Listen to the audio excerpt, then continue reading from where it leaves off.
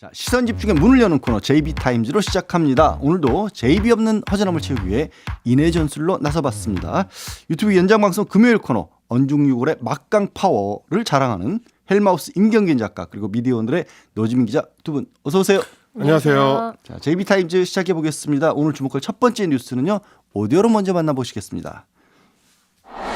국가정보원과 경찰이 민주노총 전현직 간부들에 대한 강제 수사에 나섰습니다. 국가보안법 위반의 혐의를 둔 수사입니다. 서울과 전남, 제주 등 최소 4곳에서 동시 압수수색이 이뤄졌고 여기에 민주노총 본부까지 포함되면서 한때 충돌이 벌어졌습니다. 9시 12분에 진입하겠습니다. 변호사 온다고 말했어요, 안 했어요? 다만 저희는 증거인멸 우려가 있어서 제목이 뭔데 증거를 인멸하냐고. 압수수색 장소에서 자, 진입하세요. 진입하시죠. 대치 약 2시간 만에야 수사 대상으로 지목된 민주노총 간부가 현장에 도착하면서 압수수색이 시작됐습니다. 비슷한 시각 최소 4곳 이상의 국정원 수사관들이 들이닥쳤습니다.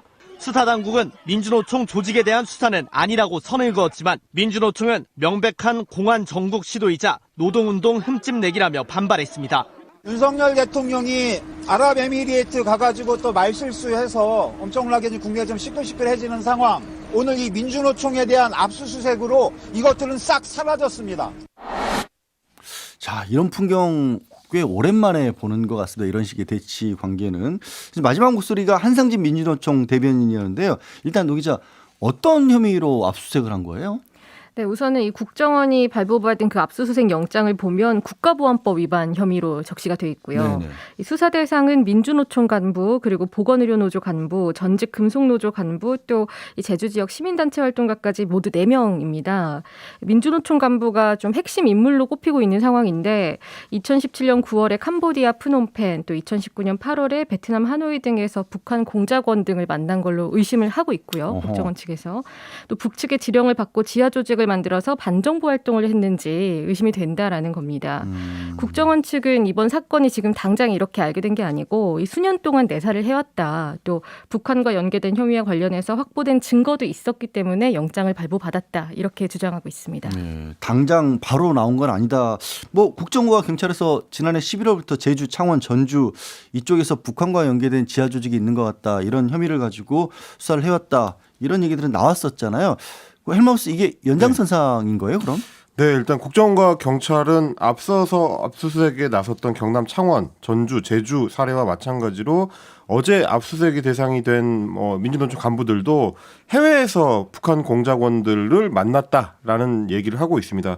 그때 이제 포섭이 돼서 별도의 지하 지도부를 만드는 방법으로 이게 유사한 어떤 활동을 했다라는 건데요. 국정원은 이 사람들이 이제 해외에서 만난 북한 인사를 예전에 225국이라고 부르던 북한의 대남 공작 조직 문화교류국의 인사로 지금 보고 있는 상황입니다. 문화교류국. 아니 진짜 뭐 간첩이 있으면 당연히 잡아야 되는 건 맞는데 제가 아까 이렇게 좀 풍경이 낯설다라고 말씀드렸던 이유가 노 기자 이렇게 막 간첩 잡는다라면서 대대적인 압수수색을 하는 거는 좀 잘 굉장히 안 맞아 보이긴 하거든요. 이렇게 했던 적이 있던가요? 우선은 이번이 그 공안 사건으로 이렇게 노조를 압수수색한 거는 처음이라고 하고요. 네. 그리고 뭐 실제로 어제 한 700명 가까운 인원이 동원이 됐다고 합니다. 그런데 이 수사가 또 앞으로 어디까지 뻗어나갈지도 또 관건이거든요. 이 가늠이 안 되는 상황인데 이 동시다발적인 압수수색이 이뤄지기 전에도 또 국회의원 전직 보좌관이나 뭐 정당의 당직자 이런 추가적인 인물들이 간첩 혐의로 수사 대상에 올랐다 이런 보도도 나온 상황입니다. 야, 아무래도 앞으로도 계속 더 시끄러워질 것 같고 노동계는 좀 반발하고 있기도 하고요. 한편으로는 나눠서 봐야 될 이슈이긴 합니다만 정치권에서도 국정원이 대공수사권을 계속해서 유지해야 하느냐 마느냐 뭐 경찰들이 계속 앞으로는 경찰이 담당하는 게 맞느냐 이런 논의도 있죠. 헬마우스. 그렇습니다. 일단 노동계에서는 공안 통치 부활이다 이렇게 평가를 하고 있습니다. 다른 정치적인 의도가 있는 거 아니냐. 그러니까 국정원이 내년 1월 1일자로 대공수사권을 경찰에 완전히 넘겨야 되는데 그걸 이제 막기 위해서 일종의 이 시위를 하고 있는 거 아니냐 이런 주장입니다. 압수수색 대상이 된 민주노총뿐만이 아니고 어제는 한국노총에서도 입장을 냈는데요. 한 명에 대한 압수수색을 하는데 누가 봐도 과해 보이는 압수수색 그 저희가 의심스럽다라고 논평을 했습니다. 노조를 마치 이제 빨갱이 집단으로 몰아간다라는 성명 내용도 있었습니다.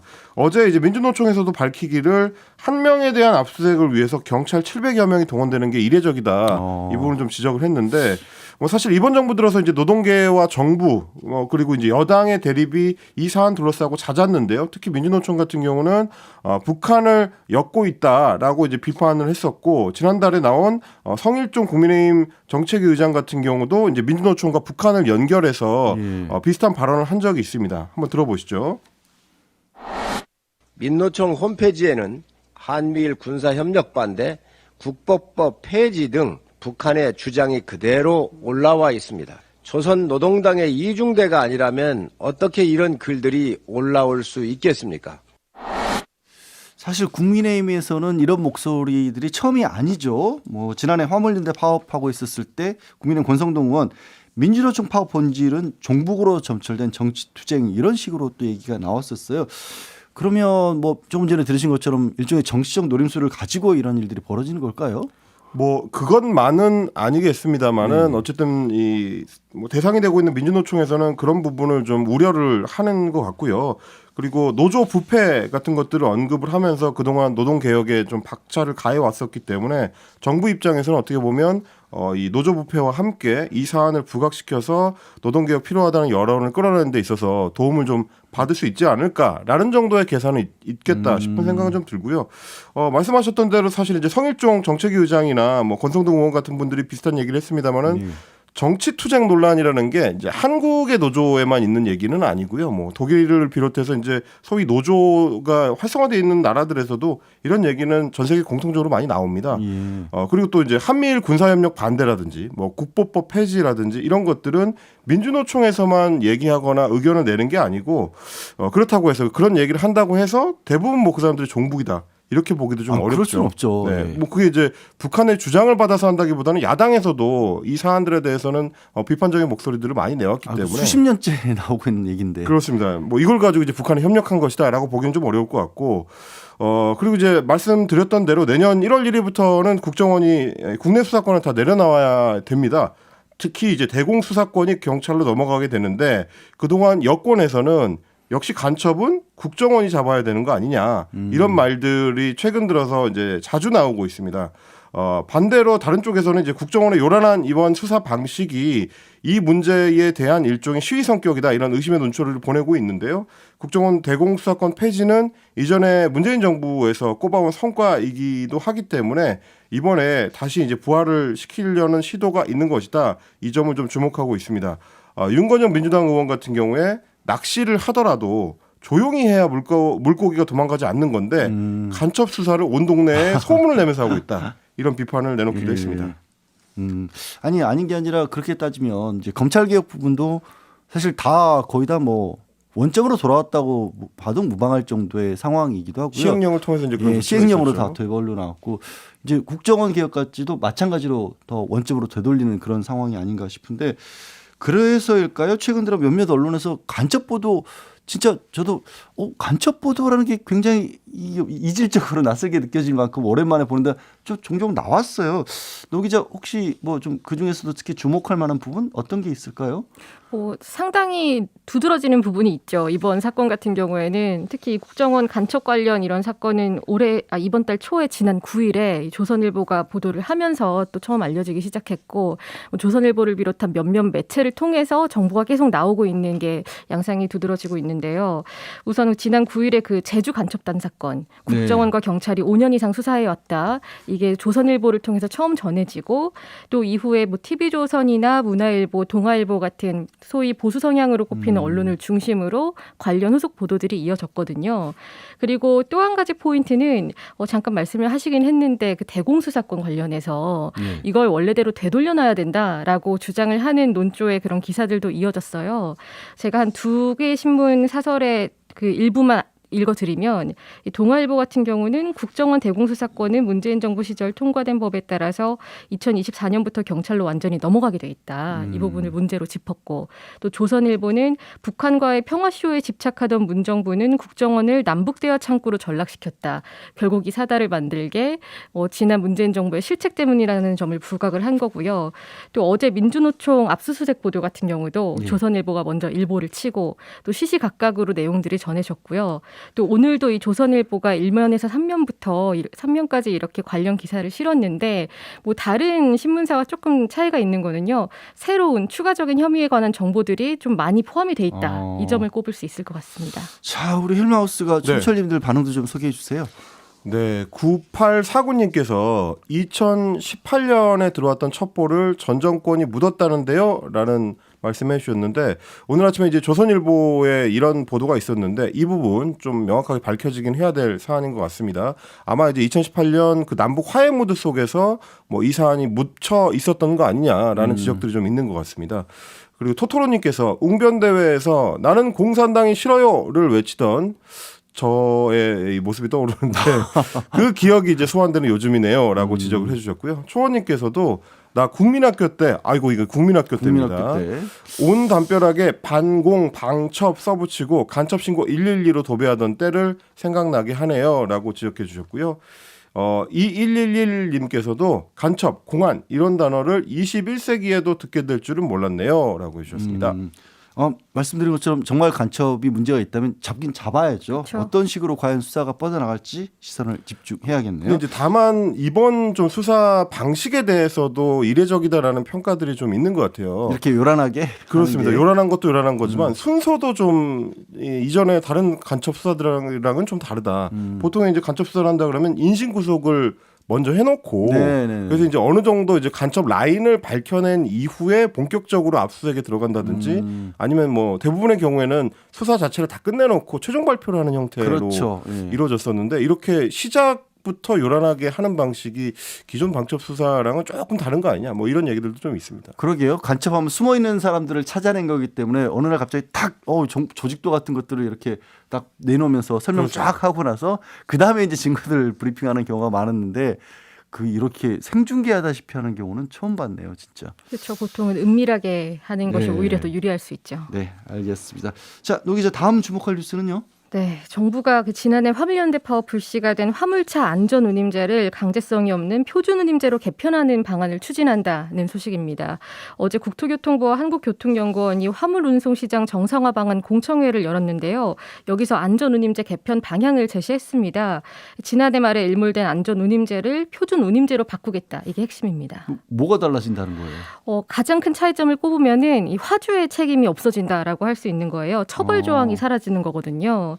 이 물류시장에서 화물운송 구조를 보면 이 화주가 있고 그러니까 위탁하는 기업이 있고 네. 운송사가 있고요. 또 운송사에서 화물차주를 거쳐서 이렇게 이루어지게 되는데 안전운임제가 아니라 표준운임제가 되게 되면 화주가 그동안에는 최소한의 운송료를 지불하지 않으면 과태료를 지불을 했어야 됐거든요. 그런데 자율적으로 이렇게 운임을 정해서 운송 계약을 할 수 있는 겁니다. 아니 그러면 최소 운송료를 보장하겠다는 취지하고는 안 맞는 거 아니에요? 그렇게 되면? 그러니까 이게 화물차주와 운송사 간의 책임보다 화주에 대한 책임을 좀 많이 열어준 거죠. 예. 그러다 보니까 화물연대도 그렇고 운송사들도 반발을 할 수밖에 없겠네요. 그렇습니다. 이제 운송사 같은 경우는 앞으로 화주가 하고 싶은 대로 주고 싶은 대로 운임을 주게 될 수밖에 없다. 그러면 우리는 살아남을 수가 없다라고 하면서 화물연대와 함께 반발을 하고 있습니다. 화물연대 이봉주 위원장도 화물 운송 시장에서는 화주들이 갑의 위치에 있다. 그렇기 때문에 이제 화주에게 운임을 강제하지 않으면 차주들이 적정 운임을 줄 리가 없지 않느냐. 이거는 너무 순진한 발상이다. 이렇게 좀 정부를 비판하고 있습니다. 아니 그러게요. 안전운임제 자체가 이거 운영할 수 있게 되는 거예요. 왜 이렇게 바꾸는 거예요? 그러니까 정부에서 지금 얘기하는 거는 이렇습니다. 안전운임제가 그동안에 차주와 운송사들에게 오히려 유리하게 설계돼 있었다라는 얘기입니다. 그러니까 화주가 운송사에 돈을 주고 운송사가 다시 이제 화주와 계약하는 이 구조 안에서는 직접 계약 당사자가 아닌 화주한테 운임을 강제하는 방식으로 돼 있었기 때문에 운송사만 중간에 이익을 챙겨가는 구조였다. 이런 주장이 이제 지금 정부의 주장인데요. 뭐 어쨌든 이 사안에 대해서 이제 논의를 통해서 좀 개선을 해나갈 부분이 있다면 개선해 나가야 되겠습니다만 실제로 지금 표준운임제를 정부 여당에서 일방적으로 밀어붙이는 데는 일단 국회 구조상 좀 불리한 측면이 있습니다. 화물 자동차 운수 사업법을 고쳐야 이게 가능해지는데 국회 다수당이 민주당의 상황에서 과연 이게 현실적으로 가능하겠느냐라는 의문이 좀 있는 거고요. 민주당은 기존의 안전운임제를 3년 연장하는 법안 이미 국회 법사위에까지 이제 올려놓고 있는 상태이기 때문에 만약에 김도 국민의힘 의원이 위원장을 하고 있는 법사위에서 심사가 제대로 되지 않을 경우에는 본회의에 직접적으로 바로 올리겠다. 라고 하는 상황이라서 국회에서도 충돌이 좀 예상이 됩니다. 네, 알겠습니다. 자, 제이비 없이 진행하고 있지만 들으시는 것처럼 제이비타임즈는 삐딱선 정신의 그 주요 뉴스는 빠뜨리지 않고 있습니다. 노 기자, 다음 뉴스요. 네, 저희가 언중요글 팀이잖아요. 네. 이 언론계 또 소식을 빼놓을 수가 아, 없겠죠. 네, 그래서 관련 뉴스를 가져왔는데요. 이 TBS 차기 대표 최종 후보 3인이 추려졌다는 소식입니다. 그런데 공개적으로 명단이 발표가 된 적은 없어요. 다만 이 언론을 통해서 최종 후보 3인의 면면이 보도가 됐는데 정태익 전 SBS 라디오 센터장, 배재성 KBS 해설위원, 오필훈 TBS 대표 직무대행이 최종 TBS 차기 대표 후보로 추천이 됐고 또 유력하다 이런 보도가 나오고 있는 정태익 후보가 종합 점수로는 1등이다 이렇게 전해지고 있습니다. 아닌 게 아니라 공모라고 하는데 누가 나오는지를 뭐 알려지지가 않았어. 그러니까요. 이게 왜 공모인가 싶었는데 아니 그럼 1등 했다는 정태익 후보가 사장으로 대표로 맞는 건가요? 일단 끝까지 가봐야 되겠죠. 그런데 유력하다는 그런 의심들이 나오고 있는 이유들이 있는데 우선은 지금 선임 절차가 비공개고 또 시민평가 비중이 원래는 40%였는데 10% 줄여서 30%로 됐거든요. 그런데 또 결국은 오세훈 서울시장이 임명을 하게 된단 말이죠. 그러다 보니 누가 오세훈 시장과 더 연관성이 있는가에 대해서 또 이렇게 언론들이 찾아보고 있는 상황인데 최종 3인 후보 중에서 공교롭게도 이 배재성 후보는 김현기 서울시의회 의장과 동국대 대학원 동문이라고 하고요. 또 정태익 후보는 오세훈 서울시장과 고려대 법대 선후배 사이다. 그렇기 때문에 뭐 학연이나 이런 인연으로 최종 후보의 문이 열린 게 아니냐는 의혹이 나오고 있는데 뭐 물론 당사자들은 부인을 하고 있습니다. 언제쯤 우리 그 기자분들이 뭐 학연, 지연 찾아 나서는 일을 굳이 하지 않아도 될까요? 그러게요. 언제쯤 결정될 것 같아요, 마우스? 글쎄요, 일단 시의회장이 세냐 이제 시장이 세냐의 대결인가 싶은 생각이 들 정도인데 일단 서울시 관계자는 좀 속도를 내겠다는 입장이었습니다. 2월 1일로 선임 일정을 잡고는 있는데 인사 검증 절차가 늦어질 수가 있어서 정확하게 언제다라고 좀 특정하기는 좀 어려운 상황인 것 같고요.